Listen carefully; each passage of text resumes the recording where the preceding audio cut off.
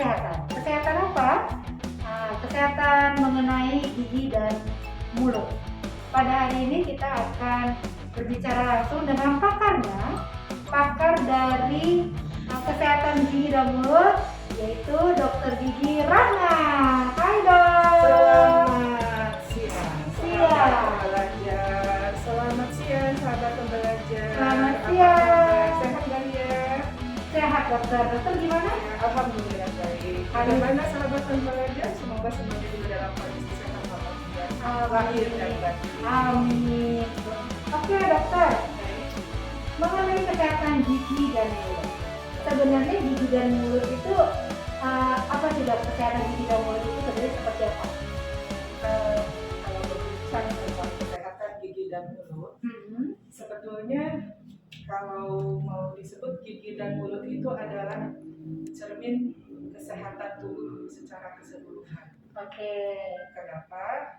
Kalau kita berbincang tentang bagaimana kita menjaga kesehatan tubuh secara keseluruhan, itu ada 3 poin. Oke. Mengatur tidur atau mengatur pola tidur Pola. yang teratur, Oke. mengatur pola makan yang Oke. sehat dan bergizi, Oke. sama olahraga yang teratur. Oke. Berbincang yang poin kedua tadi, Iya. mengatur pola makan yang sehat dan juga bergizi. Nah itulah Sangkut pautnya dengan maksudnya kan dari gigi dan mulut. kita. Nah, betul. Berawal dari mulut dan gigi kita. Oke. Seandainya kondisi gigi dan mulut kita dalam kondisi yang tidak sehat, Oke. maka akan berpengaruh juga ke dalam Tubuh. kita. Secara menyeluruh Secara gitu ya dok ya. Karena semuanya berproses berawal dari Mulut. kita. Berawal dari mulut kita. Oke. Gitu. Mungkin yang sederhana aja. Mungkin bukan dulu ya. Orang tua bilang ngunyahnya yang lama. Dicerna oleh pencernaan. Betul. Jadi jika kita mengunyah dengan baik, maka proses pengolahan makanan di dalam saluran cerna pun akan lebih mudah. Serap ya. Ya, nggak langsung sebentar telan. Gimana tuh kalau misalnya orang yang karena keburu waktu makannya terus jadi belum dikunyah, idealnya kunyah berapa kali dok? Sebetulnya memang di dalam literatur ada yang bilang 32. 32. Teman-teman coba Tapi praktekkan. enggak juga. Pokoknya proses pengunyahan itu sebaiknya sampai halus betul ya, baru bisa masuk ke dalam saluran cerna. Belum lagi di tenggorokan juga terkadang kalau kita belum mengunyahnya dengan baik, itu terkadang tenggorokan pun belum menerima ya. Jadi suka serak gitu. Iya betul. Gitu. Jadi kayak ada yang nyangkut gitu ya dok. Makanya kalau upayakan kalau makan kita tidak terburu-buru. Ya, carilah waktu seluang mungkin, tapi ya kalau memang terburu-buru ya mungkin porsinya kita bagi. Oke. Tapi gimana tuh ya? Saya jadi ingat kalau dokter menjelaskan mengenai makan jangan terburu-buru. Tapi jadi keinget kalau pelatihan, apalagi yang sifatnya pakai ala marinir ya. Iya betul. Makan. Harus habis lagi. Iya harus habis, nggak boleh sisa. Aduh itu bagaimana? Udahlah ya. Itu dilakukan dalam kasus tertentu atau dalam kondisi tertentu aja. Tapi kalau dalam kondisi normal ya sebaiknya seperti yang betul. dokter sampaikan ya. Kalau bisa kan buat 32 kali. Dihitung. 1, 2, 3 gitu. Tapi saya juga mungkin belum untuk proses pengunyahan nggak sampai seperti itu Enggak ya. gitu Bisa ya. sampai halus seperti itu. Tapi mungkin untuk makanan-makanan yang berserat itu kan membutuhkan proses pengunyahan yang sempurna. Oke, jadi memang kembali lagi kita yang makan, kita yang bisa merasakan. Iya, kita sendiri kan kira-kira udahlah ya bisa ditelan ya telan gitu. Ya kan kalau bubur nggak mungkin kita. Nggak mungkin, nggak usah dikunyah dok. Kalau bubur langsung telan aja udah halus. Pelan-pelan. Oke, terus dokter lanjut ke perawatan gigi. Itu sebaiknya untuk perawatan gigi yang baik dan benar itu seperti apa dokter? Oke. Berbincang tentang perawatan gigi, mungkin saya sedikit ingin menjelaskan tentang anjurannya ya, bahwa anjuran perawatan gigi dan mulut itu sebetulnya sudah dianjurkan sejak zaman dahulu kala. Ya, kemudian kalau kami di Muslim itu ada hadis yang dirawat ya, karena ini hadis ya saya baca yang dirawayatkan oleh Bukhari dan Muslim, ya Imam Bukhari dan Muslim. Itu Rasulullah Shallallahu Alaihi Wasallam itu memberikan tuntunan kepada umatnya untuk selalu menjaga kebersihan gigi dan mulut, dan bahkan Rasulullah menyatakan, andaikan aku tidak memberatkan umatku, niscaya aku akan menyuruh mereka bersiwak atau membersihkan giginya, maksudnya di sini setiap kali berwudu. Jadi bisa bisa kita bukan dibayangkan ya, bisa kita introspeksi diri. Kami itu berwudu dalam sehari minimal 5 kali ya, sebelum kita melakukan ibadah gitu. Jadi tapi itulah Rasulullah SAW tidak pernah memberatkan umatnya. Jadi jika tidak memberatkan, menganjurkan umatnya untuk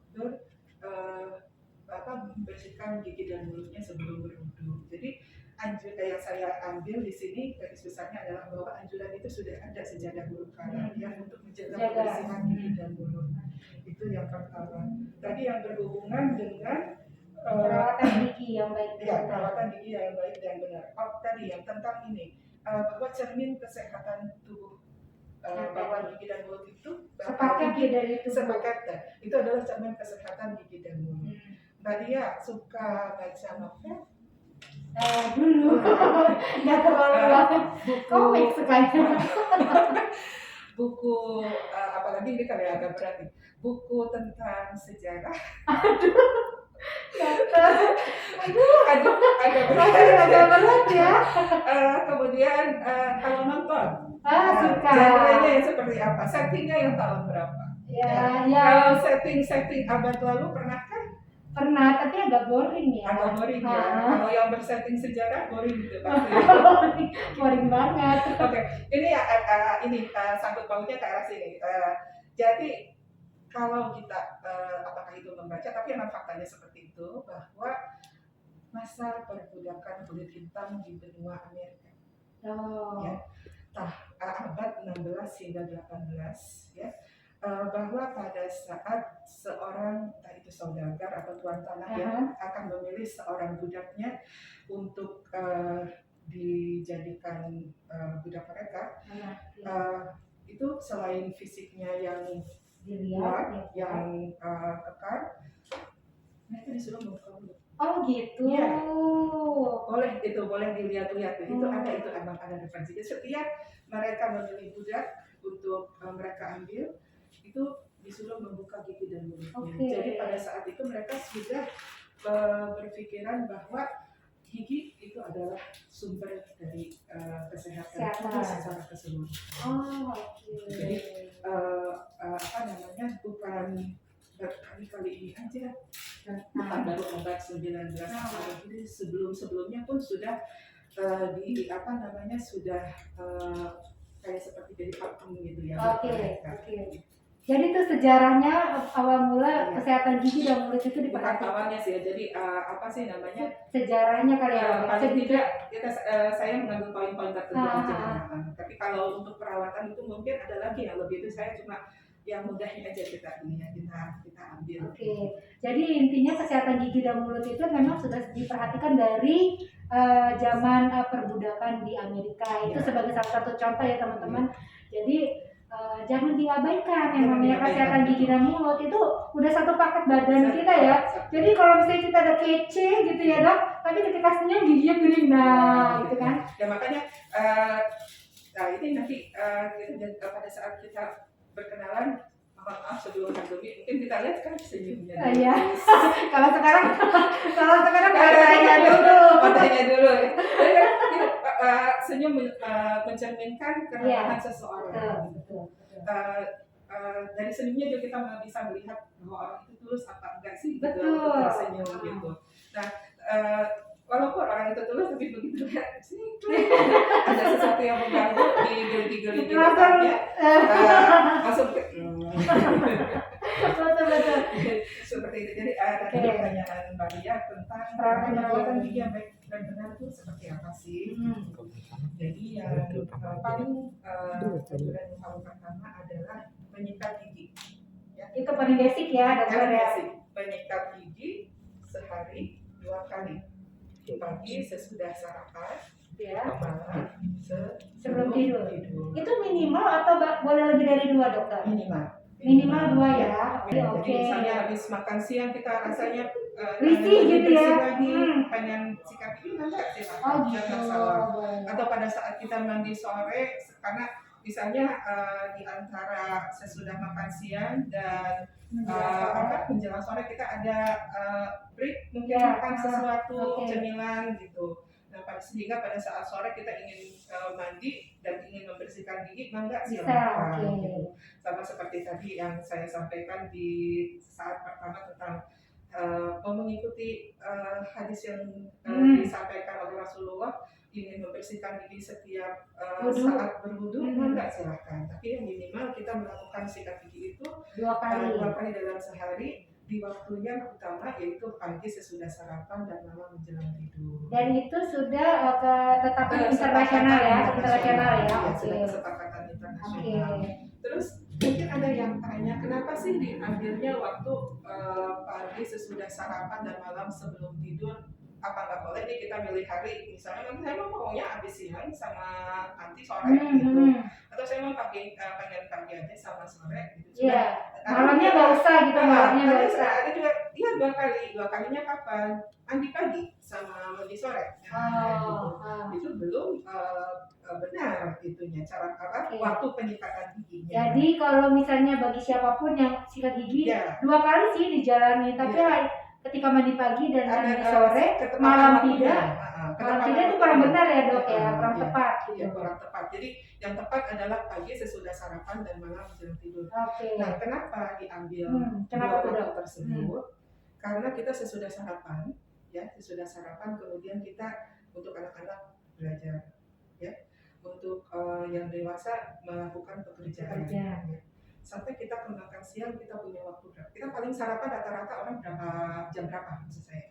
Antara jam 6 jam 7 ya. Ya sekitar seperti itu. Atau mungkin ada yang lebih pagi lagi, Atau setengah 8. Ya, atau mungkin agak lebih siang. Bisa. Sampai kita ke bisa makan siang. Katakan kita betul-betul fokus dalam bekerja, fokus dalam belajar, sehingga tidak ada break untuk melakukan istirahat ya. Itu kita kalau kita tidak membersihkan mulut kita, berarti kita membiarkan mulut kita dalam keadaan kotor sampai nanti siang nanti. Ya, nanti bagaimana ceritanya nanti saya ceritakan. Intinya jangan biarkan mulut kita dalam keadaan kotor pada saat kita tidak beraktivitas, karena mulut kita kan statis pada saat kita bekerja, kita belajar, kita diam kan. Betul. Gitu. Kecuali mungkin kalau yang pekerjaannya CS ngomong mulu ya dok, akhirnya ngambil minum belum capek ya. Kemudian yang malam hari, kenapa malam hari? Karena pada saat malam hari lebih lagi seluruh tubuh kita juga ikut beristirahat, termasuk di dalam aktivitas mulut juga ya. Sama juga kalau kita membiarkan mulut kita dalam keadaan kotor, itu akan lebih berbahaya untuk kesehatan gigi dan kuman-kuman pada senang ya dok ya? Senang banget. Jadi nanti bagaimana itu bisa terjadi? Kenapa kita harus bersih mulut kita? Nanti pelan-pelan kita buka ya Mbak Lia ya. Nah terus udah gitu anjuran yang kedua itu tadi sikat gigi. Anjuran kedua adalah banyak minum air putih. Sebetulnya minum air putih ini bukan tubuh kita aja, mulut kita juga. Nah, kenapa? Karena air putih ini menjaga pH kita stabil, pH dalam mulut. pH dalam mulut kita stabil, sehingga kemungkinan bakteri untuk beraktivitas itu kecil. Menjadi minimalisasi aktivitas. Tapi banyak orang malah memilih pagi-pagi kopi, makanan dan minuman yang manis. Oke, nanti kita bahas. Kita ini yang besar dulu ya. Betul. Apa yang harus kita lakukan? Betul. Kenapanya kita bahas nanti di berikutnya. Nah, yang berikutnya adalah lebih banyak mengkonsumsi makanan yang berserat. dalam hal ini adalah terutama buah-buahan ya. Buah-buahan. Kenapa? Karena buah-buahan itu juga sama menjaga pH kita di dalam mulut juga selalu dalam kondisi normal gitu ya. Nah, jadi tadi kenapa anjuran tersebut kita sarankan ya sikat gigi dong, sikat gigi, minum putih, minum air putih dan makan makanan berserat. Kenapa? Jadi intinya adalah setelah kita mengkonsumsi makanan ya, terutama sarapan ya, karena pada sarapan biasanya kita membutuhkan makanan dan minuman, terutama minuman yang manis ya. Kalau makanan mungkin ada yang biasa mengkonsumsi kulit sih, nasi dan lauk pauknya, atau mungkin biasa dengan cukup kue atau roti. Semua makanan yang kita konsumsi itu, terutama yang sifatnya manis dan lekat itu akan akan mengubah suasana di dalam mulut kita menjadi asam. Gitu. Nah, suasana berubah menjadi asam. Nah, sesudah berubah menjadi asam, maka bakteri pun akan dengan mudah melakukan aktivitas. Jadi kalau suasana mulut asam akan mengundang si bakterinya ya. Berawal dari air liurnya juga, makanya saya bilang tadi, kenapa harus kita minum putih? Air putih, karena yaitu air putih itu menjaga keseimbangan pH kita pH di dalam mulut kita. Gitu. Nah, kemudian setiap beres makan, ya, sebaiknya kita konsumsi minumnya kita minum air putih, karena kalau kita meminum manis berarti kita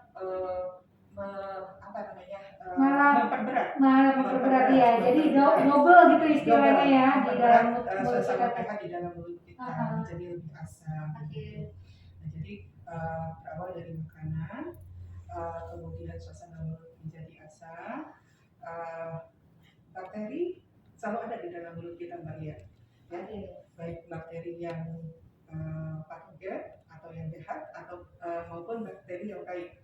Nah, kita khawatirkan ini kan bakteri yang jahat ini, yang beraktivitas. Kalau bakteri yang baik itu menjaga kestabilan mulut kita, membantu juga ke dalam pencernaan juga. Gitu.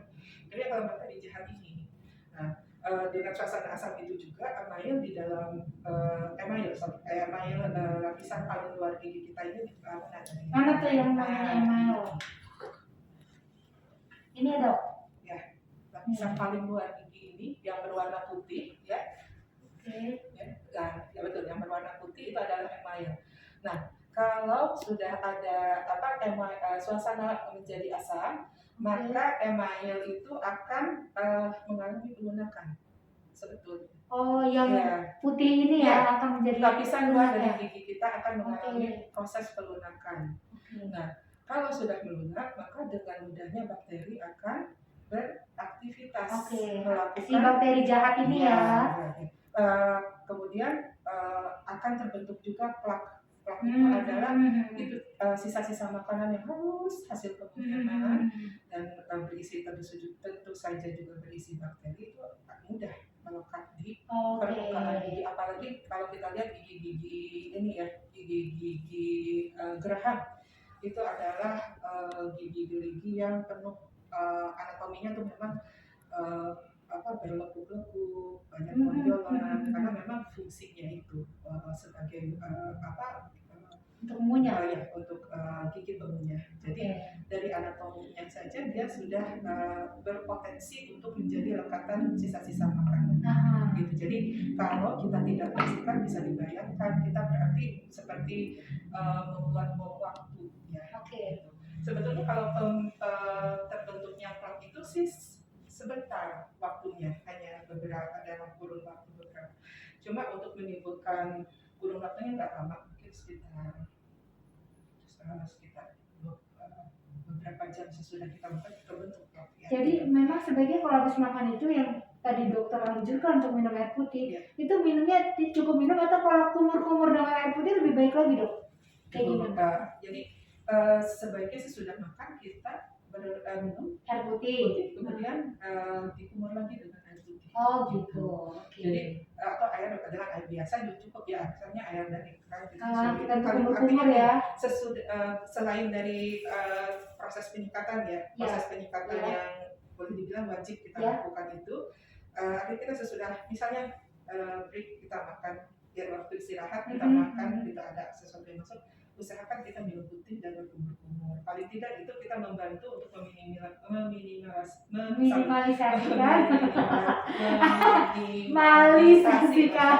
Jadi untuk meminimalisir terbentuknya plak dan menetralkan suasana pH di dalam mulut kita. Jadi mungkin secara garis besarnya bagaimana plak atau suatu masalah gigi itu bisa terjadi. Sebenarnya simple dalam arti kata ada 4 faktor penyebab. Host itu gigi dan mulut kita itu sendiri, bakteri, waktu, sama makanan yang kita konsumsi, terutama yang manis. Terutama yang manis. Kalau salah satu nggak ada, nggak akan terjadi. Gitu. Untuk kalau plak kita nggak makan ya udah, nggak masalah. Ya, gitu. Terus kalau bakteri selalu, yang dua ini pasti ada di dalam mulut kita. Gigi sama bakteri selalu ada di dalam mulut kita. Hanya kita yang bisa yang kita manage ini yang dua ini, waktu dan makanan. Nah, makanan Pak silakan, masih suka dengan makanan yang manis? Iya, aku suka banget. Maka silakan, tapi ini dia, kita persingkat waktunya. Waktunya harus kita persingkat sesingkat mungkin untuk supaya suasana pH di dalam mulut kita netral, tidak asam, dan tidak memberi kesempatan pada bakteri untuk beraktivitas. Jadi maksudnya waktu di sini tuh misalnya gini dok, makan kita makan manis, apapun itu, entah roti, entah donat, entah apa, terus coklat, permen. Lalu maksudnya waktu ini adalah ketika sudah selesai, segeralah kita minum air putih. Itu maksudnya ya dok ya. Jadi kita seperti berlomba dengan waktu. Kalau lama kita nggak minum air putih, akibatnya akan si bakteri pH kita asam. pH kita menjadi asam dan bakteri jahat itulah bekerja. Karena kita memberikan waktu luang untuk dia. Dan tadi anjuran mengkonsumsi makanan yang berserat itu juga dengan kita terutama yang buah-buahan. Buah-buahan itu dengan kita mempunyai gerakan jadi kayak olahraga mulut ya, membantu membersihkan kondisi di dalam mulut kita. Satu itu. Kedua, produksi air liur kita juga akan lebih banyak. Itu juga air liur membantu menjaga keseimbangan pH dalam mulut kita. Jadi kalau misalnya mungkin nanti dia nyemilnya sama buah-buahan, bisa kita alihkan ke buah-buahan, maka silakan. Dia akan lebih bermanfaat baik di dalam mulut maupun ke kesehatan kita. Seperti itu Mbak Iya. Nah makanya tadi itu caranya yang 1, 2, 3. Pertama sikat gigi nih ya. Caranya saya ulangin ya teman-teman. Untuk menjaga kesehatan gigi kita tuh seperti yang tadi Dokter Rama sudah jelaskan, pertama kita melakukan sikat gigi minimal 2 kali dalam sehari, yaitu di waktu pagi pas saat mandi pagi dan malam sebelum tidur. Jadi kalau teman-teman merasa aku udah 2 kali kok, tapi dilakukannya 2 kalinya misalnya pagi dan mandi sore, malamnya enggak sebelum tidur. Nah itu keliru. Paling bom waktu tuh. Artinya malam itu wajib ya, artinya supaya ketika kita beristirahat tidur malam itu karena tubuh kita tidak beraktivitas, supaya seputaran gigi kesehatan kita juga sehat. Lalu kedua minum air putih. Itu wajib ya. Jadi bukan cuma untuk kesehatan tubuh, dan bukan seperti saya bilang, semua berawal dari mulut kita. Jadi memang begitu masuk, ya saran itu dilakukan bukan cuma untuk seluruh tubuh kita. Jadi mulai dari awal masuk itu memang udah sehat gitu. Jadi begitu masuk ke dalam mulut ya emang sangat menyehatkan.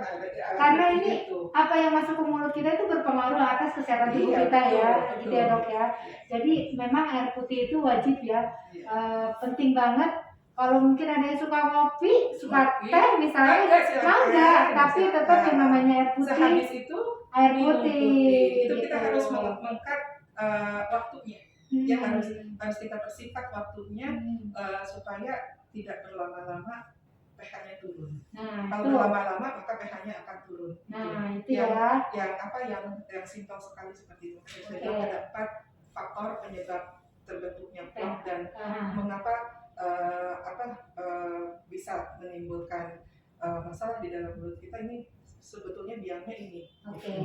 Karena dari sini akan terbentuk plak nanti akan terbentuk masalah-masalah kesehatan gigi. Karena saling berhubungan dan berkesinambungan. Dan terakhir yang ketiga, cara untuk merawat gigi yang benar. Tadi kan sudah sikat gigi minimal 2 kali, kedua minum air putih, dan yang ketiga konsumsi makanan yang berserat. Contohnya adalah buah-buahan seperti apel, pir, Oke. Yang murah pengkuang. Oh gitu ya dok, oh gitu. Bagus loh, bagus. Kita beli rujak aja nanti baru mengkuang. Kalau itu pakai yang garam aja, atau nggak usah pakai apa, kita cemilin mengkuangnya. Coba, apakah kita mengunyah mengkuang dalam waktu dengan durasi yang sebentar nggak? Enggak, itu kan agak keras ya dok. Jadi kita mau nggak mau harus ekstra gitu ngunyahnya. Mengkuang, apel, pir, itu kita coba diingat-ingat pada saat kita mengkonsumsi buah-buah tersebut, kita kan tidak kita membutuhkan waktu yang agak lama untuk memprosesnya. Karena buah itu agak keras. Bisa mungkin sudah masuk 32 kali tanpa kita bisa supaya itu menjadi lembut dan bisa ditelan ya dok. Bisa kita telan. Intinya kan sebetulnya pada saat kita mengunyah makan, bagaimana makanan tersebut bisa kita telan, itu kan awalnya gitu. Padahal secara tidak sadari dengan semakin kita mengunyah makanan tersebut dengan baik, maka proses untuk pencernaan dan penyerapan ke dalam ke bagian-bagian tubuh yang lain juga akan lebih baik gitu, akan lebih memudahkan. Jadi saluran cerna juga nggak bekerja keras. Betul. Gitu. Memang semuanya seperti tadi kita sampaikan berkesinambungan. Apa yang masuk ke dalam mulut kita berpengaruh terhadap kesehatan badan kita, dan juga mengenai mengunyah makanan itu harus teksturnya menjadi lembut, itu mempengaruhi untuk organ pencernaan kita. Oke, dokter. Itu ya tadi caranya. Nah, cara merawat. Nah, kemudian setelah merawat, apakah kita bisa mengkonsumsi makanan yang manis-manis? Maka silakan tadi. Boleh ya dok. Tapi sedapat mungkin harus dihindari. Gitu. Kalau bisa dihindari. Tapi kalau bisa kalau tidak bisa ya itu kita harus mempersingkat waktu supaya tidak membuat suasana pH di dalam tubuh kita menjadi asam. Kemudian yang kedua, hindari, mohon maaf kepada bapak-bapak. Bapak ya, sahabat pembelajar. Belum apa-apa, saya sudah mohon maaf dulu kepada sahabat pembelajar, mohon maaf. Merokok. Ingat merokok. Itu merusak. Dan mohon maaf lagi, konsumsi alkohol. Hindari, itu yang paling harus dihindari. Jadi tadi makanan yang manis dan lengket, merokok dan mengkonsumsi alkohol. Intinya sama, semua ini akan mengubah suasana mulut kita menjadi asam. Dan akhirnya mempermudah bakteri untuk beraktivitas. Apalagi kalau rokok itu ada kandungan seperti nikotin dan itu akan lebih merusak jaringan penyangkanya nantinya. Jadi banding lubang gigi. Jadi pada intinya yang tadi saya sebutkan, apa yang harus dihindari itu akan menyebabkan masalah kesehatan gigi dan jadi inilah yang tadi disampaikan Dokter Rahma, hindari hal-hal yang menyebabkan pH di seputaran mulut kita menjadi turun ya dok ya. Seperti tadi pertama makanan manis. Mangga kata dokter kalau suka makanan manis, cuman jangan kasih waktu panjang. Artinya gini, ketika sudah selesai makan makanan manis, segeralah minum air putih supaya pH di seputar mulut kita tuh tidak turun ya dok. Lalu yang kedua, tidak hanya buat laki-laki, bagi siapapun yang merokok, ya kalau bisa ya tidak usah merokok ya gitu ya. Karena itu akan bisa dihindari. Betul. Karena kalau itu akan tidak bisa dihindari, mulai mengurangi. Ya betul. Tidak ada yang tidak mungkin kalau kita mau berhenti. Betul, betul. Ingat tuh kata dokter. Jadi tidak mungkin kalau kita mau berikhtiar ya harus sambil belajar. Oke. Lalu yang ketiga adalah menghindari minuman beralkohol. Jadi memang kesemuanya kalau yang tadi dokter sampaikan memang secara kesehatan badan menyeluruh itu Ya, itu rugi. berawal dari sini. Iya, karena semuanya dari mulut. Iya. Jadi dari mulut aja sudah bisa menimbulkan masalah, apalagi kalau dibawa ke dalam tubuh kita itu akan lebih bermasalah. Ya.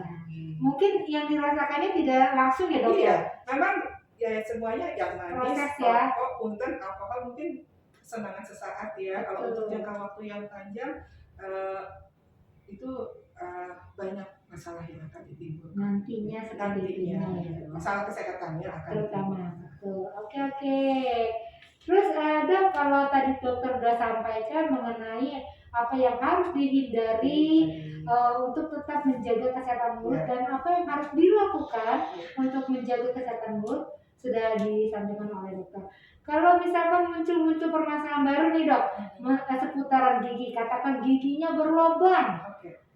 berlubang, terus kemudian ada yang sampai giginya tuh udah busuk kayak gitu. Itu gimana dokter? Itu tadi yang pertama itu cara secara keseluruhan. Boleh saya lebih detail lagi? Boleh dong. Perawatan ya, betul. Cara perawatan. Kita langsung praktekkan saja dok. Ya. Langsung jadi, ya. Perawatan kita mulai dari anak-anak dulu kali ya. Boleh. Ya. Jadi anak-anak dulu ada model anak-anak. Nggak ada model anak-anak. Jadi kita modelnya sudah dewasa semua. Modelnya udah dewasa semua. Jadi kita sambil membayangkan aja model anak-anak lah ya. Ini kita punya model gigi ya, punya model gigi. Mulai dari anak usia gigi susu dulu ya, usia gigi gerigi susu. Usia gigi gerigi susu itu dimulai saat berusia bayi ya, usia 6 bulan. Pertama kali gigi seri akan muncul, gigi seri susu akan tumbuh ke permukaan gusi. Di usia 6 bulan ya, biasanya ya umumnya ya. Pada umumnya mulai gigi seri bawah akan tumbuh di permukaan gusi. Jadi bila cara perawatan giginya memang untuk mungkin balita di bawah 2 tahun dulu. Saat anak belum mengerti cara menyikat gigi, cara memegangnya mungkin juga masih cuma pegang aja, yang tahu dia ini lucu sikat giginya, cara menggerakkannya juga nggak ngerti, bahkan cuma digigit-gigit aja. Bagaimana cara kita mulai memperkenalkan dia, mulai mengedukasinya untuk bayi ya harus kita yang aktif, ibu yang harus aktif. Tapi saya jadi ingat deh dok, waktu kalau punya bayi waktu 6 bulan tuh kita punya kayak model silikon yang masuk ke jari. Lalu tuh kan ada kayak bulunya kan, betul. Kayak seperti bulu sikat. Jadi kita sikatin lidah bayi gitu. Itu kan untuk suatu produk tertentu. Tapi yang mungkin lebih mudah adalah membersihkan dengan menggunakan waslap yang lembut sekali. Itu cukup menggunakan waslap yang lembut. Jadi kita waslapnya yang lembut itu kita basahi dulu dengan air hangat, kemudian dibersihkan pelan-pelan. Anggap aja ini giginya belum ada ya, sama ini waslapnya ya. Anggap aja ini belum ada giginya, kok gigi bayi anggap ini yang gigi gerigi depan, karena pada awal tubuh itu gigi gerigi depan dulu. Dibersihkan dengan waslap pelan-pelan atau dengan kain kasa yang pernah juga kain kasa. Terus mulai kemudian setiap kalau sudah mulai kenal support, kalau sudah support, kasih 1 sendok kecil untuk air putih ya. Jadi mulai itu dia terbiasa kan, jadi secara tidak langsung anak pun, bayi pun terbiasa dengan sesudah minum susu air putih, kemudian dibersihkan dengan waslap yang lembut atau dengan kain kasa, atau kalau memang ada produk tertentu yang mengeluarkan sikat gigi bayi yang dimasukkan ke dalam jari yang berbentuk seperti sikat gitu, maka silahkan. Tapi paling tidak kita memperkenalkan, mengedukasi anak-anak dari dari usia sangat dini bahwa Merawat. terbiasa, dia dia belum tahu ya bahwa merasakan bahwa nyamannya seputaran kalau gigi mulutnya. kita bersih gitu. Kalau gigi kelidinya bersih, Iya. paling tidak kita memperkenalkan kondisi tersebut. Nah, nanti biasanya mulai lengkap usia 2,5 tahun ya, 2 tahun 6 bulan tuh mulai lengkap Gigi susunya ya. ya, mulai dari geraham susu, taring, seri itu sudah lengkap biasanya usia 2 tahun 6 bulan. Nah, memasuki usia 2 tahun begitu dia mulai tahu ada sikat gigi, kita perkenalkan yang bagus berdampingan antara ibu dan anak ketika sikat gigi gitu ya. Jadi kayak praktek gitu ya, langsung betul. ya dok ya. Sambil dipraktekkan. Tapi dan harus kita awasi karena terkadang yang jadi masalah adalah saat pasta giginya itu ya. Pasta giginya itu kan wangi. Sering kadang-kadang cuma mau dimakan aja. Yang diarah sama dia adalah itu sikat gigi, sikat giginya, pasta giginya. Pastanya. Gitu. Pasta giginya itu yang maka harus di bawah pengawasan orang tua. Ya, jadi mulai diperkenalkan bila mana anak sudah mulai bisa berkumur walaupun cuma sedikit gitu ya. Dan pertama kali anak diajarkan untuk menyikat gigi gunakan air matang. Ya. Gitu. Jadi takutnya ketelan ya. Bukan masalah ketelan. Terus dia main minum aja gitu.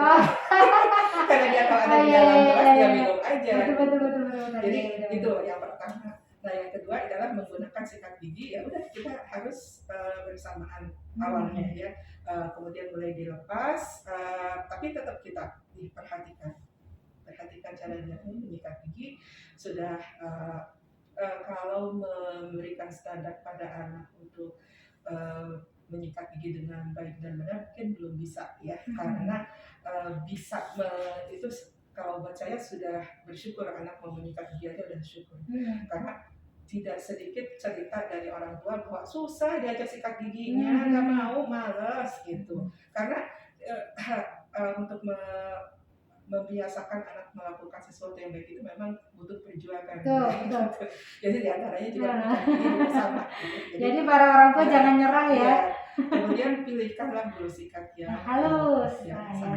Jadi nanti pada orang dewasa pun sama, bulu sikat harus halus, kemudian mengecil ke permukaan ke bagian ujungnya untuk memudahkan menjangkau daerah-daerah belakang. Kurang lebih seperti ini ya. Kayak gimana dokter, mungkin bisa praktekin kalau sikat gigi yang benar kayak gimana dok? Itu kalau untuk anak-anak saya bertahap dulu ya Mbak Lia ya. Kemudian untuk perawatan gigi anak-anak, ini tidak ada ketinggalan ya. Untuk anak-anak kan mereka pada umumnya menyukai segala sesuatu yang produk susu ya. Minum susu. Beberapa kasus banyak masih ditemukan anak-anak yang masih minum susu di botol sampai usia 4 tahun, 5 tahun juga ada. Itu mempengaruhi tekstur gigi ya? Sangat. Ada yang disebut nursing battle caries. Jadi apa tuh nursing? Jadi gigi depan atasnya itu habis karena karies, habis karena gigi berlubang, karena minum susunya masih menggunakan dot. Jadi cara sebetulnya gini, minum susu sampai usia di atas 2 tahun masih menggunakan dot, masih bisa silahkan aja kalau memang susah untuk susah untuk dilepas gitu. Sebaiknya begitu lepas 2 tahun memang diajarkan untuk minum di gelas gitu, tidak di dot lagi. Karena itu kita khawatirkan adanya nursing battle caries. Jadi gigi depannya itu habis. Kenapa? Karena pada saat dia minum susu dengan menggunakan dot itu kan berada di antara lidah dan gigi bisa dibayangkan berada di. Kemudian dia menikmati minum susu itu, bahkan sambil tidur. Bahkan sampai tertidur. Disitulah suasana mulutnya bisa dibayangkan dari cerita yang belakang tadi, bagaimana suasana di dalam mulutnya itu bisa dibayangkan bahwa susu menggenang di antara Seputaran lidah lidah, dan mulut, gigi-gigi gigi, depannya, iya iya. otomatis itu akan sangat Potensi ya. terjadinya potensi terjadinya gigi berlubang. Jadi itu disebut dengan Henderson Battle caries. Dan itu banyak sekali ada beberapa banyak ditemukan kasus seperti itu. Jadi anak-anak yang masih dan cara minum susunya juga perlu kita perhatikan. Kalau anak menghabiskan susu itu dengan cara dinikmati berlama-lama itu yang lebih akan lebih berpotensi. Tapi kalau misalnya kita kasih susu seret habis dalam waktu 1-2 menit atau 2-5 menit habis, itu lebih bagus. Terus langsung kita kasih air putih, itu lebih bagus. Gitu. Tapi kalau cara saya punya anak 2, nah yang kedua ini yang dia cara minum susunya itu menikmati banget gitu ya. Sudah itu kita tarik sama dia ditahan lagi. Karena memang dia sudah nyaman, merasa nyaman gitu. Jadi akhirnya ya itu kasusnya pun terjadi pada anak yang nomor 2. Nomor 1 tidak sama sekali bagus. Minum susu sampai usia 4 tahun di botol, tapi tidak pernah sedikit pun ada kasus. Karena itu dia menghabiskan susunya dengan waktu yang sesuai ya. Sesuai gitu. Tapi anak nomor 2 ini menikmati gitu, sehingga air susu itu menggenang di antara lidah dan gigi depan, akhirnya habislah gigi depan. Dan itu dan saya juga termasuk yang terlambat membiasakan untuk meminum air putih pada saat itu, ya akhirnya habis gigi depannya. Jadi itu tadi saya agak mundur ya. Jadi catatan penting yang harus teman-teman juga perhatikan. Gitu. Jadi yang masih mempunyai atau bukan ibu muda pun yang masih mempunyai balita diperhatikan untuk itu. Jadi setelah minum susu pun dibiasakan mereka untuk minum air putih. Gitu. Jadi intinya mempersingkat waktu. Jadi tadi sudah ya di itu bagaimana pada anak-anak, kemudian menghindari apa yang harus kita hindari juga pada anak-anak. Kalau anak-anak suka makanan yang manis, sama seperti tadi kita biasakan. Pemberlakuannya sama ya. Gitu. Coklat apa segala macam yang snack ringan seperti itu kan mudah sekali melekat di dalam gigi dan sangat berpotensi besar untuk menurunkan pH di dalam mulut kita yang akan lebih memudahkan terbentuknya plak dan kemudian ada masalah di gigi dan gusinya nantinya. Nah, sekarang kita untuk dewasa, kalau untuk dewasa atau cara penyikatan gigi pada umumnya sebetulnya sama juga intinya, sikat giginya ini kepala sikatnya. Jadi sebaiknya yang kecil kepala sikatnya. Kesudutnya lebih kecil gitu ya dok ya. Mengecil ke arah belakang, ke arah ujung. Kemudian bulu sikatnya gunakan yang soft ya, yang lembut ya. Karena yang namanya menyikat gigi itu bukan cuma gigi saja, gusi pun harus diikut sertakan. Jadi kalau kita sikat gigi itu jangan giginya aja yang kinclongnya. Gusinya berdarah, ya Allah kasihan. Jadi kita mulai aja. Kita praktekin untuk cara menyikat gigi yang baik seperti apa. Silakan dokter. Yang pertama adalah sebetulnya banyak gerakan yang dianjurkan banyak. Tapi yang pasti pada saat kita menyikat gigi dalam mulut terbuka, jangan dalam kondisi mulut tertutup. Prinsipnya adalah dari gusi menuju ke gigi. Semuanya dari gusi ke gigi. Gitu pun waktu saat bawah dari gusi ke gigi. Jadi pada saat kita menyikat gigi yang dianjurkan adalah cukup begini aja. Ke arah bawah ya dok ya. Kita biasanya begini gitu dok. Sebetulnya nggak apa-apa. Nanti saya jelaskan. Ya ini yang baik dan benar dulu. Yang baik dan benar dulu. Ya. Gini kita sikat gigi seperti ini ya. Terus ke arah depan. Kalau bisa per area itu maksudnya kalau kita mulai menyikatnya gigi geligi atas kanan dulu kita sikat ya dengan gerakan dari atas ke bawah. Jadi sebetulnya gini Mbak Lia, Tuhan itu sudah menciptakan tubuh manusia itu sangat sempurna. Jadi sebetulnya di saku gusi itu, saku gusi ya. Gusi ya, saku gusi ini itu ada ada cairan gusi atau gingival fluid dalam literatur. Tapi harus kita rangsang, yaitu dengan cara penyikatan. Jadi harus dipijat atau dimasaj itu untuk dengan cara penyikatan itu dengan melalui penyikatan gusi. Kalau kita sikat gusinya, maka cairan gusinya akan keluar sehingga sisa-sisa makanan yang berada terselip di antara di sela-sela gigi atau mungkin masuk ke dalam saku-saku gusi itu akan terbersihkan dengan sendirinya. Tapi ya itu kita harus merangsangnya dengan cara penyikatan. Hanya saya bilang tadi jangan cuma gigi aja yang dibersihkan, gusinya juga harus disikat. Jadi yang gerakan yang utama adalah naik turun ya, naik turun seperti ini ya, terus ke arah gigi depan ya. Tuh lihat ya, perhatikan tuh gusinya juga ikut disikat teman-teman. Terus ke belakang. Iya, terus ke belakang. Kalau bisa makanya ini kenapa nih harus begini? Oh gitu. Kenapa di sini juga kan ada ini, ada ruang ya. Kemungkinan sisa makanan tuh akan nyangkut di situ ya. Makanya ada banyak kasus sering jadi korban gigi belakang yang seperti itu karena tidak terbersihkan. Dan kenapa kita sampaikan bahwa ini harus cari yang kecil ke arah ujung untuk supaya mudah menjangkau daerah. Gitu. Sambil begini ya. Setelah yakin permukaan depannya, kita ke permukaan belakangnya. Jangan depan aja yang disikat, belakang dilupakan, kasihan. Jangan melupakan yang di belakang ya. Jangan kalau sudah di depan, belakang dilupakan. Ingat-ingat yang belakang. Ya. Itu juga karena sisa makanan ya di semua sisi. Karena itu satu rangkaian gitu. Kita mulai ke bagian belakangnya sama, makanya mulut harus terbuka. Maksudnya bagian belakang itu bagian dalam nggak ada langit ini. Bagian belakang maksudnya bagian belakang dari gigi ya, bagian dalam. Bagian dalam. Langit itu gitu ya. Iya. Untuk ada bagian atas ya untuk yang berhubungan yang menghadap ke langit-langit. Nah, tadi kalau gigi belakang kan sama begini, horizontal. Kalau gigi depannya vertikal. Jadi ke arah depan. Seperti ini. Kayak gini nih vertikal nih. Vertikal. Dorong ke depan. Kembali lagi ke belakang horizontal. Itu biarin lagi. Set gitu.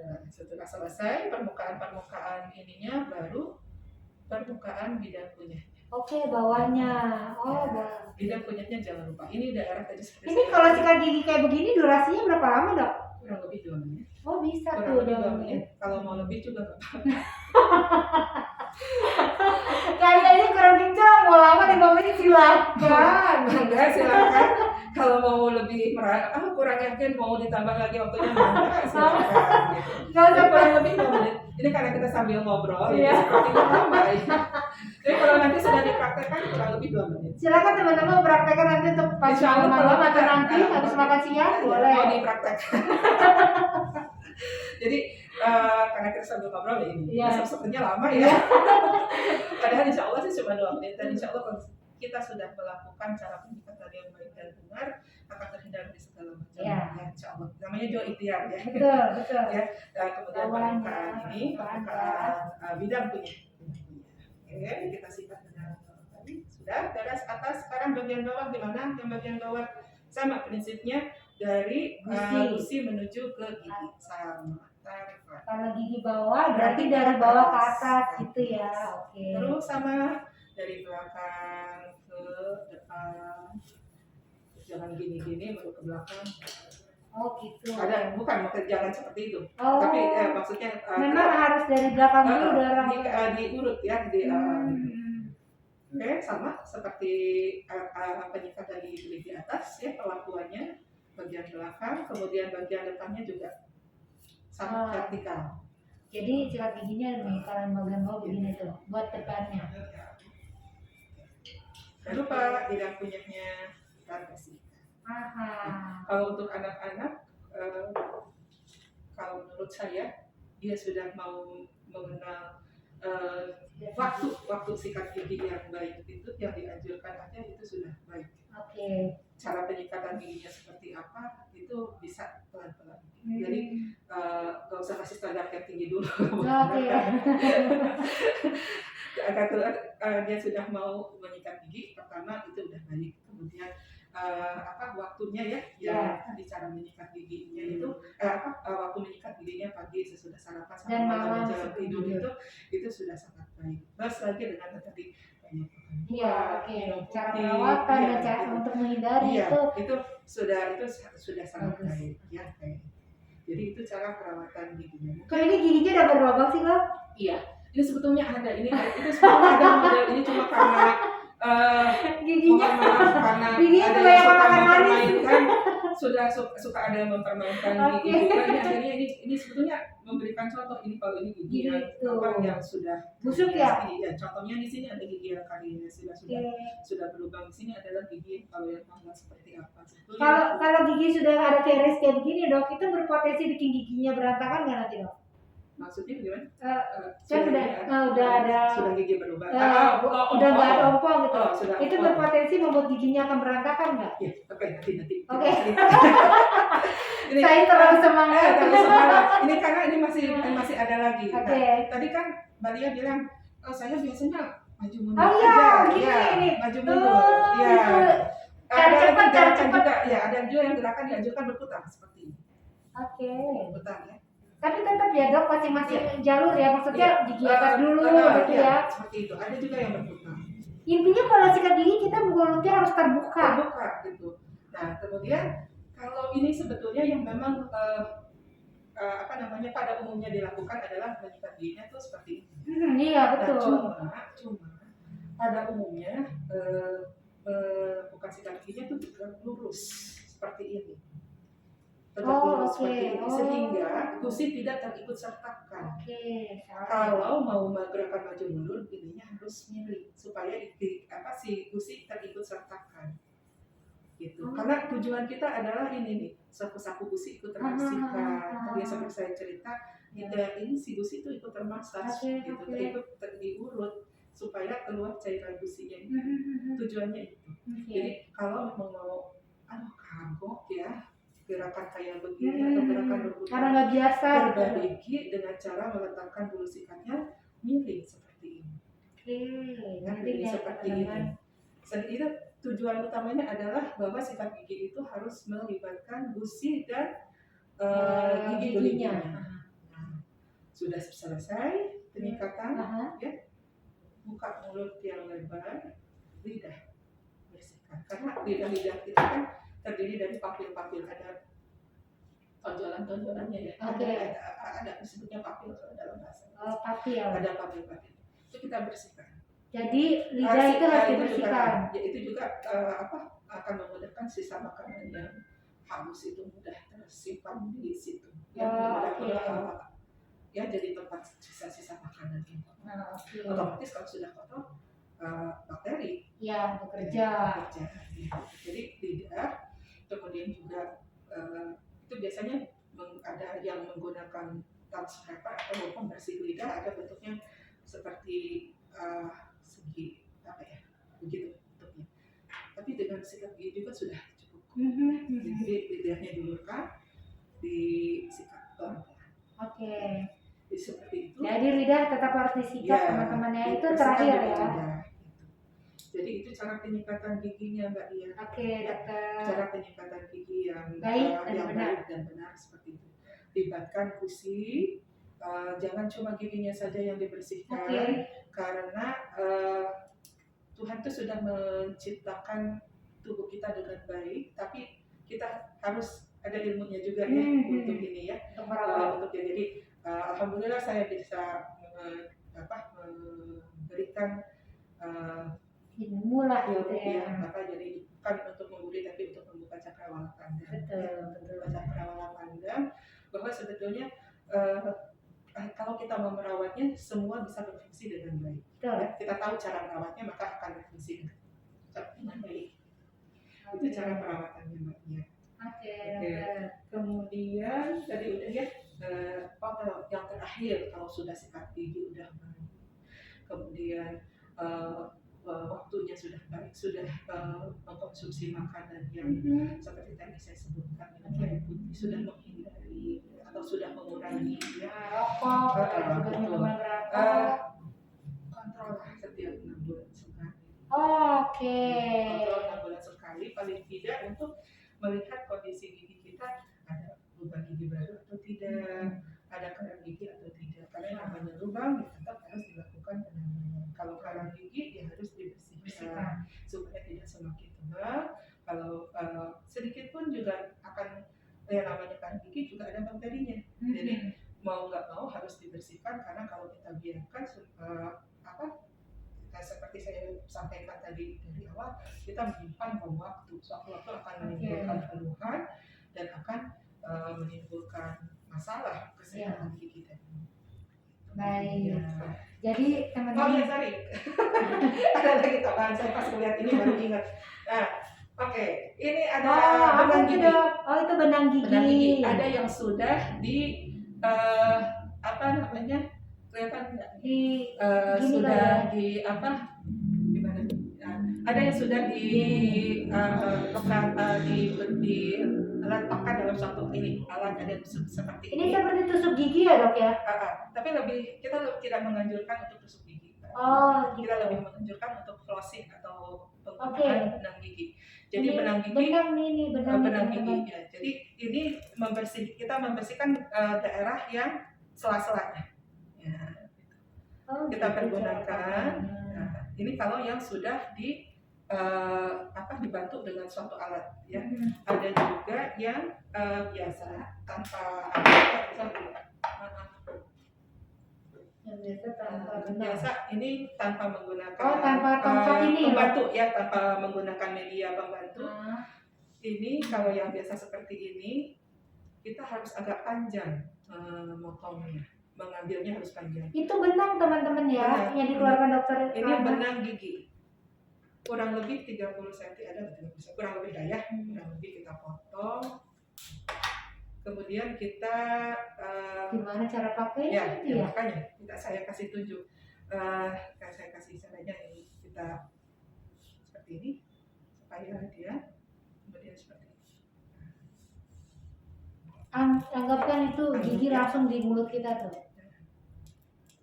Jadi kalau agak di depan kita enak kita menggunakannya, pelan-pelan kita masukkan ke dalam. Bisa minta dibantu. Oke, boleh Dok.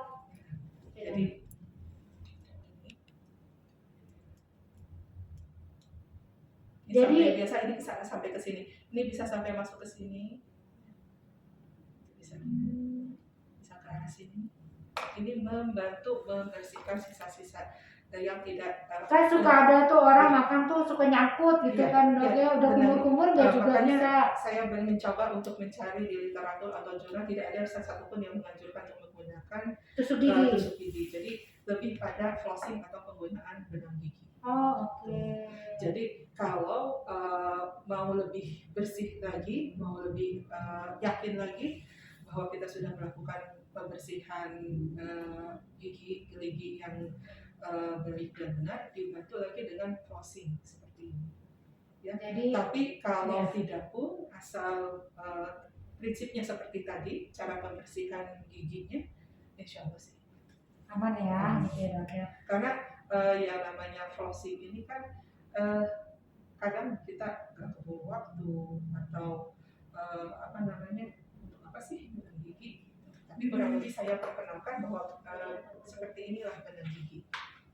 Ini teman-teman, semoga terlihat ya. Ini benang gigi dililitnya 2 kali ya. Ada tuh ya, semoga terlihat ya teman-teman. Jadi ini warnanya bening. Dan tapi ada waxnya ya, ada lilinnya, sehingga pada saat membersihkan sampai ke daerah gusi itu nggak akan melukai. Oke, iya ini halus banget, benar halus. Nggak akan melukai gusi dan gigi kita. Ya, gini ada kayak printer gini ya. Dua kali, depan juga 2 kali. Oke, udah. Lalu kita pergunakan pada saat ini. Jadi bersihin gigi nih habis makan nih, mungkin teman-teman ada yang ngerasa selalu nyangkut habis makan, udah kumur nggak hilang juga, nggak bisa mengatasi, pakai ini bisa nih benang untuk membersihkan kotoran di gigi. Jadi di sela-sela itu buka mulut tuh ya, terus dimasukin di sela-sela gigi itu untuk bisa membersihkan segala makanan yang menyangkut di seputaran gigi kita. Pakai ini aman. Disarankan memang untuk membersihkannya menggunakan benang ini atau enggak yang ini. Floss apa tadi dok? dental floss, benang gigi Dan intinya. Ini cuma ini ada menggunakan alat bantunya aja, medianya untuk lebih mudah sehingga ini kita kan tinggal pegang nih, kita tinggal pegang, ini tinggal tinggal tek tek tek tek gitu. Kalau ini kan mungkin ini lebih mudah praktis. untuk praktis Tadi untuk praktis yang ya dok. daerah gigi belakang ya. Gitu. Oke, ini nggak di endorse loh. Ini cuma untuk Coba, menginformasikan bahwa memang untuk merawat gigi itu ya harus ada effortnya, nggak Iya. cuma hanya diam aja Iya. gitu. Jadi ya seperti ini ya teman-teman, sahabat pembelajar yang lain juga untuk alat membantu kesehatan gigi kita. Mangga dokter, ada lagi yang Mungkin satu diinformasikan? lagi obat kumur. Oh, obat kumur. Oke. Nah, ini dia yang Itu penting juga dok. enggak, makanya ini saya mau meluruskan. Oke. Penggunaan obat kumur sebaiknya bila mana diperlukan saja. Oke. Ataupun kalau memang ingin rutin cukup dalam seminggu itu 2 kali. Oh, oke. Gitu. Jadi kenapa kita tidak terlalu menganjurkan untuk tidak dianjurkan untuk dipergunakan setiap hari? Kenapa? Karena isi dari obat kumur itu adalah antiseptik. Antiseptik itu apa? Adalah cairan yang sifatnya untuk sebagai mikrobiosit, ya, sebagai pembunuh mikroorganisme. Oh. Nah, di dalam mulut kita ini ada bakteri yang patogen atau yang jahat, Ya. dan ada bakteri yang baik. Oke. Dikhawatirkan bila kita Keseringan. melakukan Kumur-kumur dengan obat obat kumur, cairan kumur, ya, dikhawatirkan itu bakteri yang baiknya ikut termati. Oh, begitu. Jadi tidak dianjurkan untuk dilakukan setiap hari. Kalaupun mau ya cukup seminggu, dalam seminggu itu 2 kali saja. Atau bila mana perlu, bila mana memang ada keluhan. Betul. Oke, teman-teman, jadi itu catatan untuk mengenai obat kumur. Obat kumur itu kan udah banyak ya brandnya apa aja. Banyak, dengan segala macam warna dan kelebihan yang mereka iklankan ya. Tapi memang sebaiknya seperti itu. Ya seperti disampaikan Dokter Rahma, dianjurkan memang hanya 2 kali seminggu, dan bila perlu kalau memang memiliki keluhan mengenai seputaran kesehatan mulut. Jadi seperti itu cara penggunaannya. Oke, dokter, untuk informasi kesehatan mulut. Oh iya lagi. Apa nih dok? Kalau Sampai lupa loh. kesehatan gigi dan mulut ya, masya Allah banyak sekali Mbak Lia. Ya, pasta giginya. Pasta gigi. Pasta gigi karena sering ada yang bertanya apa sih dok pasta gigi yang baik, bagus, yang baik. Ya. Gimana sebetulnya kalau pasta gigi apa aja yang selama ini nyaman Anda pergunakan, silakan dipergunakan. Tapi kalau seandainya mulai ada keluhan-keluhan tertentu baru kita arahkan. Ada special case ya gitu ya dok ya. Anda ada keluhan, maka kita akan mengarahkan untuk menggunakan pasta giginya ini tertentu yang mempunyai kandungan tertentu. Yang penting pasta gigi tersebut mengandung fluoride, ya itu utamanya saja. Gitu. Ada juga yang fluoride dan xylitol itu sama untuk mengontrol. Xylitol itu bagus untuk menekan pertumbuhan bakteri di dalam gigi. Jadi bisa membantu. Ya. Jadi pasta gigi yang dianjurkan yang mengandung fluoride dan xylitol ya dok. Ya itu berikutnya ya, gitu. Utamanya si fluoride. Gitu ya. Jadi teman-teman pasta gigi. Sebetulnya pasta gigi mangga aja silakan. Mau apa gitu ya. Kita nggak berani nyebutkan brand. Jadi teman-teman yang sudah nyaman dengan pasta giginya silakan aja diteruskan. Tetapi bila ada kasus tertentu akan kita arahkan untuk. Dan tentunya itu nggak bisa tiba-tiba teman-teman aku kayak gini aku pakai ini harus konsultasi jangan dulu.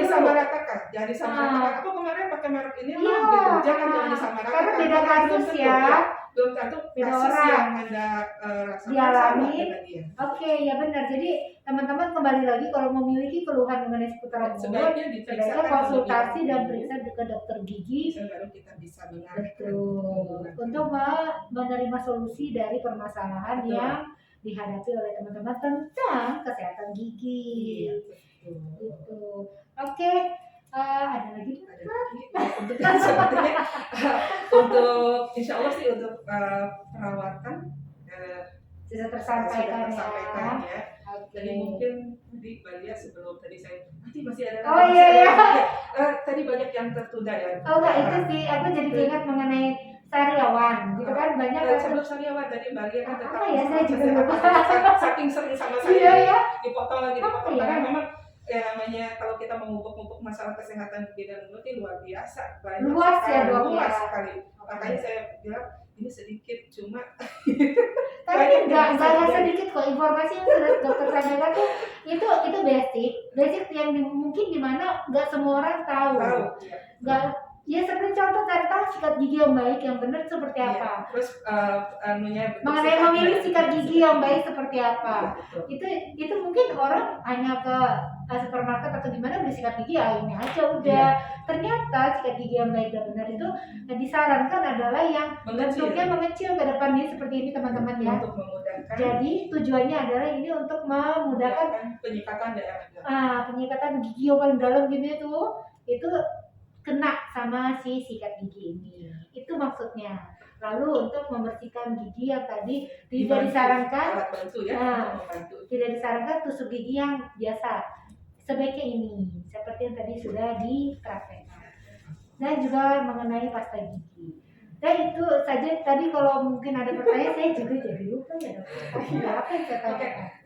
Mungkin tadi yang sebelum tadi saya ini tadi masalah kesehatan gigi. Itu kan sebelum kita belum masuk ke masalah kesehatan gigi yang pertama. Gitu. Jadi untuk di Indonesia ini masalah kesehatan gigi dan mulut angkanya lumayan banyak. Oh tinggi ya dok ya. Kita berpatokan dari hasil Riskesdas 2018 yang terakhir dilakukan. Riskesdas itu riset kesehatan dasar yang terintegrasi dengan Susenas itu survei sosial ekonomi nasional. Gitu. Jadi apa sih yang dinilai dalam Riskesdas itu adalah status kesehatan masyarakat, mulai dari penyakit tidak menular, penyakit menular, kesehatan ibu, bayi, dan anak-anak, kesehatan remaja, kesehatan jiwa, dan termasuk kemudian kesehatan gigi dan mulut. Itu semuanya dilakukan survei atau riset ya. Jadi angkanya cukup memprihatinkan Mbak Lia, saya baca takut angkanya salah. Jadi masalah kesehatan gigi dan mulut kita ini masuk ke angka 57,6%.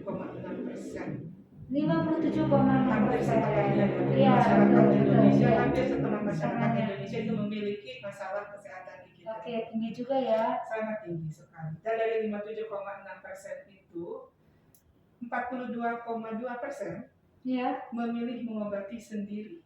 Gimana? Jadi artinya itu mungkin edukasinya kurang kali ya. Edukasi yang kurang. Artinya buta kesehatan gigi dan mulut ya. Kemudian mungkin jangkauan terhadap fasilitas kesehatan juga kurang ya, memadai ya. Tidak memadai. Jadi banyak faktor. Betul. Jadi apakah dengan menggunakan cara tradisional atau apa sih namanya, karena kurang kurang pengetahuan sehingga ke toko obat aja, cukup dengan bertanya saya sakit gigi seperti ini, dikasih obat ini, silakan. Nggak ini juga coba lagi terus coba ya, angkanya sangat tinggi 42,2%. Nah 32,1% tidak menerima pengobatan. Jadi 32,1% ini tidak menerima pengobatan bisa karena yaitu tadi jarak terhadap, karena ini sifatnya nasional ya. Jarak terhadap lokasi fasilitas kesehatan yang tidak memadai, tidak terlalu jauh, dan kurangnya pengetahuan. Daerahnya mungkin sulit terjangkau sehingga untuk melakukan penyuluhan pun agak sulit untuk dijangkau. Nah, untuk yang berobat ke tenaga kesehatan ini juga angkanya masih rendah, 13,9%. Ya. Jadi ada lagi angka itu tapi kecil-kecil angkanya. Ada juga yang berobat ke dokter umum, artinya mungkin mereka tidak tahu kalau harus kemana kak, masalah gigi ini kemana. Ada yang ke dokter umum, ada yang juga ke dokter spesialis langsung, ada juga. Gitu, cuma itu angkanya kecil-kecil. kecil. Oke. Ada juga yang berobat ke tukang gigi. Itu saya juga terpana gitu mengenai angkanya juga. Oh ada rupanya. Tinggi ya. Kan tinggi nggak tuh dok ke tukang gigi? Agak sih hanya 2,1. Oh ya, untungnya ya. Tapi untuk ini loh ya, diberikan dengan jumlah masyarakat Penduduk ya. Benar-benar. Oke, kemudian yang sedihnya ini Mbak Lia, apa namanya, kalau ditanya menggunakan penyikatan giginya bagaimana, itu berdasarkan tingkat, jadi tingkat pendidikan.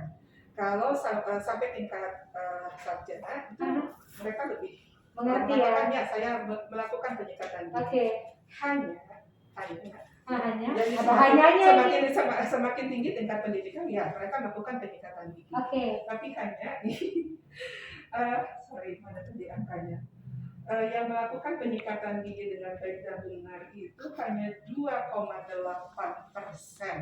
Padahal itu tingkatan mahasiswa dan yang tadi ya, sampai tinggi tingkat pendidikan itu ya. Mereka menyatakan ya saya sikat gigi, tapi hanya yang benar itu hanya 2,8%. Ternyata berarti edukasi mengenai kesehatan gigi itu masih belum maksimal ya dok ya. Tidak sampai. Atau sebetulnya kalau saya buka YouTube Mbak Lia itu banyak loh yang edukasi tentang kesehatan gigi dan mulut yang memberikan cara menyikat gigi yang benar. Cuma mungkin lebih kurang matanya lebih senang lihat K-pop. Atau cerita-cerita yang lain gitu ya. Jadi itulah yang ini berdasarkan Riskesdasnya sendiri itu masalah kesehatan gigi dan mulut lumayan angkanya besar sekali. Hampir setengah penduduk Indonesia mengalami masalah kesehatan gigi.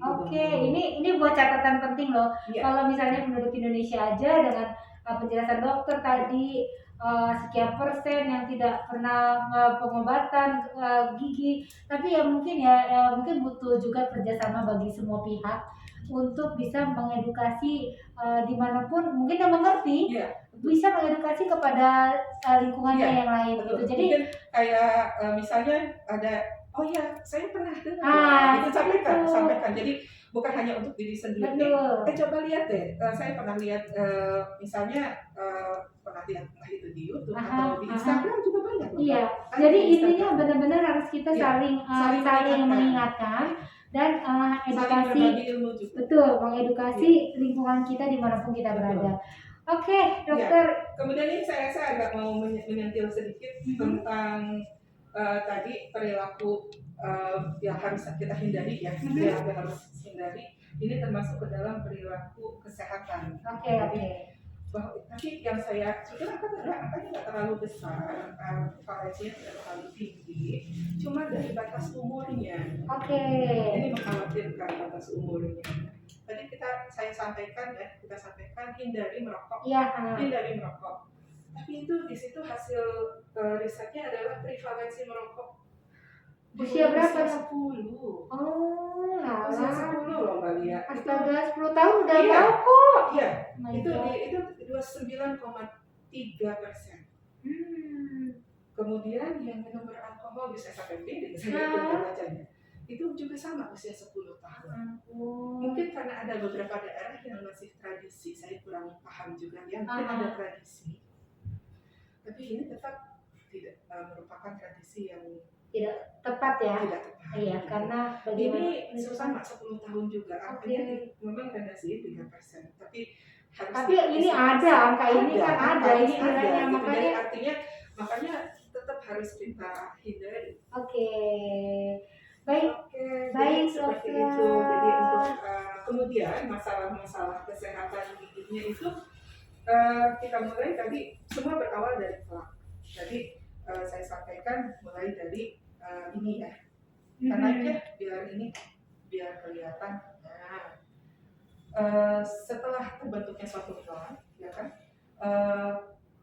dia akan lekat di email dulu. Kemudian kita tidak peduli, anggap kita tidak peduli dengan kebersihan gigi tersebut. Mulai deh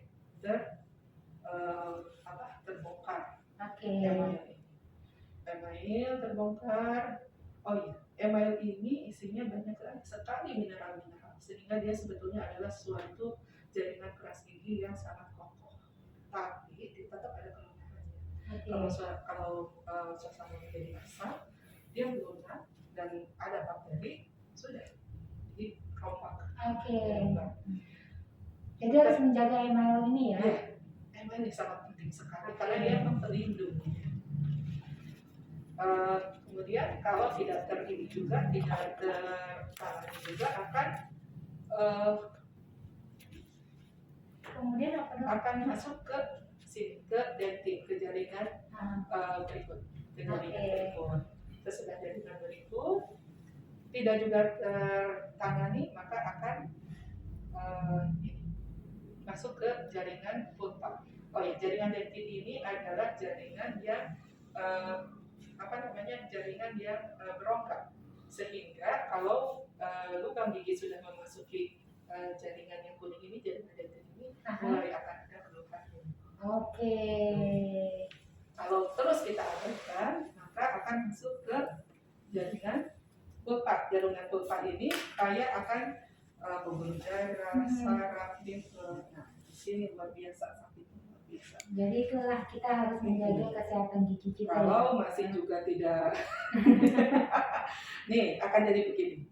Inilah ya, kalau kita nggak bisa menjaga email kita, betul, email kita nanti ya seperti inilah pada endingnya. Bukan email sural ya. Email, tapi apa sih namanya? Lebih mungkin lebih enak enamel. Jadi mulai dari enamel, tidak pernah berhenti. Kemudian kalau tidak juga peduli bisa sampai seperti ini, ya ingat persarapan dan peredaran darah tetap bekerja dengan baik di bawahnya. Ada yang disebut dengan fokal infeksi. Fokal infeksi itu adalah penyebaran bakteri atau hasil toksinnya, hasil racunnya melalui aliran darah, ya, sehingga bisa menyebar ke seluruh organ, bukan seluruh, salah satu organ tubuh kita yang paling jauh letaknya dengan gigi kita. Bisa kan? Berimpak kepada berefek ke itu bisa. Jadi kalau sudah kondisi seperti ini, sudah busuk giginya akan dibuang. Akan berefek ke infeksi. Baik dokter, terima kasih sekali untuk ilmunya, untuk sharingnya. Sampai jumpa lagi dan selamat menikmati waktu ke depan. Sampai jumpa. Salam pembelajar.